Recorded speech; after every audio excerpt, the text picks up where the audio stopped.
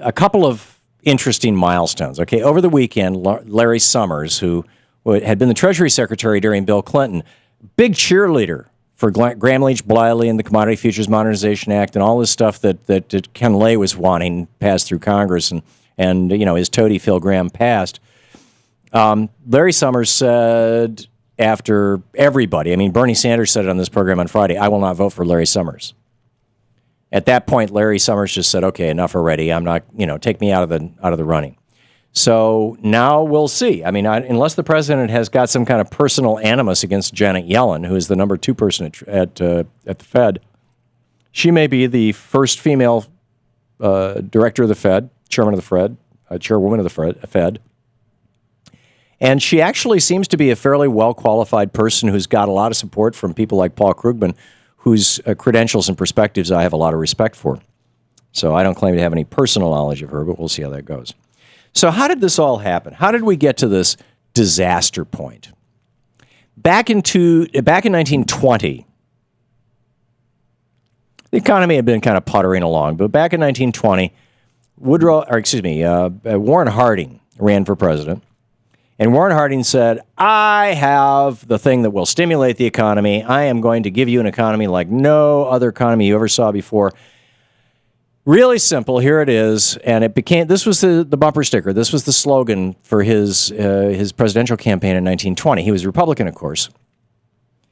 And the slogan was, more business in government, less government in business. In other words, let's privatize business and let's stop regulating business.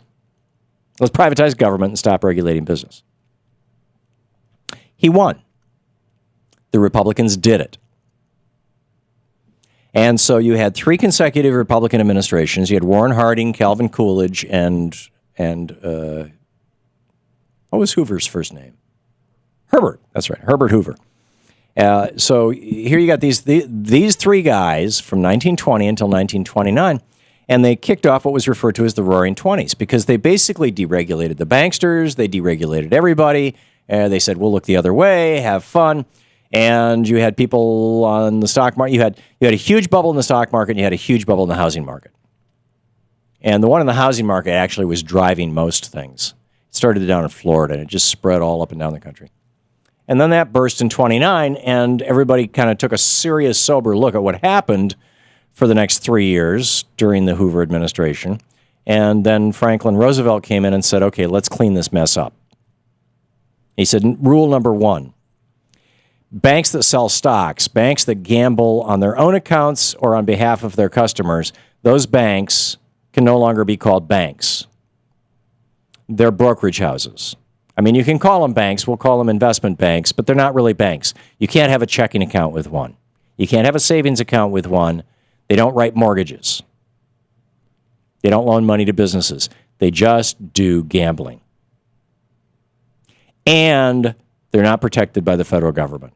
No FDIC protection. No guarantees. If they get in trouble, they got in trouble. Investors get in trouble. Hey, that's one of the risks of being an investor. On the other hand, the bank that holds your checking account and your savings account, that bank cannot gamble with stock, either on behalf of you or on behalf of itself. It especially can't use your money to gamble on stock for itself. And we call these commercial banks because they do the business of commerce, right? They're part of our infrastructure. And the law that made that the law of the land was called Glass-Steagall. It was passed in 1935. Senators Glass and Steagall, I guess. Pardon me, I'm sneezing. So, Glass-Steagall came along, Glass-Steagall got passed. And up until 1935, when Glass-Steagall had been passed, from the George Washington administration to the Franklin Roosevelt administration, we had never gone more than 15 years in the history of the United States without a national bank panic. Most of them weren't as bad as the Great Crash of 29, but there had never been a period longer than 15 years without a bank panic. And it was because banks were gambling. And they were gambling very often with the money of their depositors. So when you put your money in the bank, there was always a risk. And when the bank went belly up, you lost everything. So Roosevelt said, we're going to do two things. One, we're going to separate these two kinds of banks. And two, we're going to offer federal insurance for the small depositors in the commercial banks, FDIC. From 1935 until 2008, there wasn't a single bank panic. Not one. Because of Glass-Steagall. So what happened? Well, first of all, Reagan came along and stopped enforcing the Sherman Antitrust Act in 82.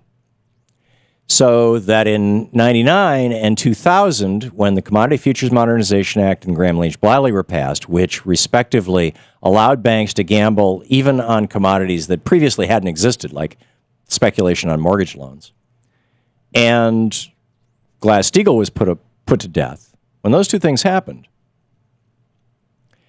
the banksters just started gambling like crazy. So we saw this boom. Now, 70 years of New Deal economics, we had a fairly stable and mature mortgage market. But they had figured out a way to make literally millions of dollars off a $100,000 mortgage by selling bets on bets on bets. And so they wanted as many mortgages as they could get, and they didn't even care if they were good. So we had this period from 2000 until 2008, basically the Bush presidency, when $900 trillion worth of derivatives were created on the back of a couple $100 billion or perhaps less than that of bad mortgages. And it all came crashing down in 2008. The problem has not been fixed. You're listening to the Thom Hartmann Program. Call 866-987-THOM. So this administration has sort of gotten us out of the crisis. But they're papering this thing over with paper mache and baling wire. It is not fixed.